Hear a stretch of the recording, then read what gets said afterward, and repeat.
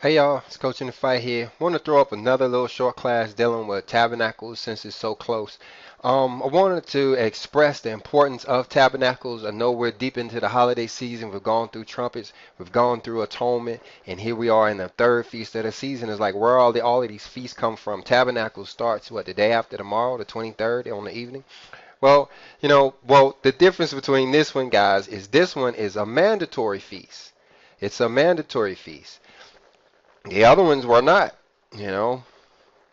And you say, well, what's the significance of that? Well, I believe you can work on that yourself. But let me just show you in here where it says, what I did was a search looking for three times in a year because it talks about these feasts. The first one here in BibleGateway.com says, three times in a year thou shalt keep a feast unto me in the year. So 23 and 17 says, three times in a year all thy males shall appear before the Lord God.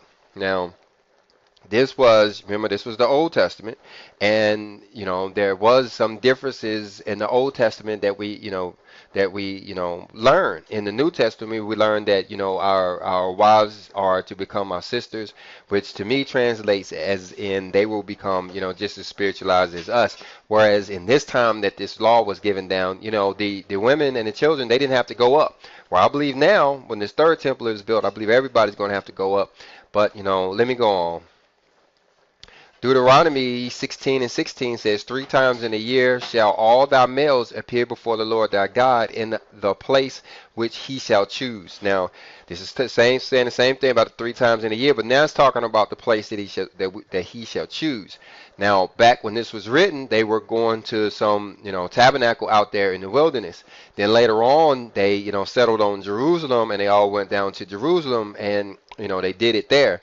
Where, now we don't have Jerusalem. That one is over there, has already been destroyed and is being destroyed more and more every day until it gets completely annihilated. And so where is this place that he should choose? And like I mentioned in my previous video, I struggled with this for a long time.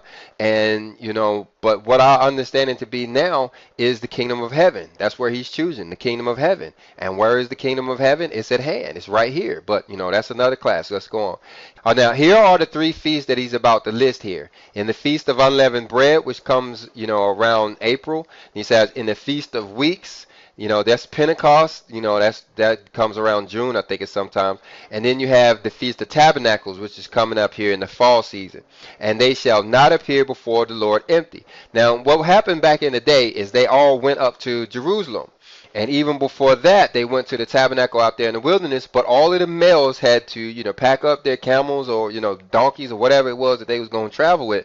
And they all went down to the holy place and they met down there together. And what they did down there together, we read we've learned in the last class is that they read the law for a week. They read the law for a week, but all the males, everybody over the age of 12 went down there every year.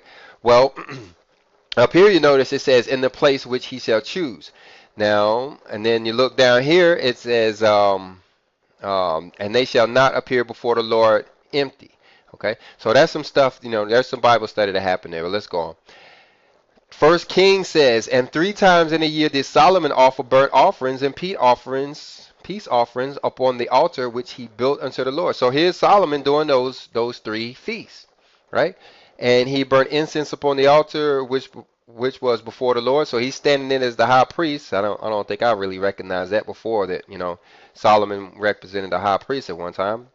And he finished the house. All right. Now then let's just keep going up here in Chronicles.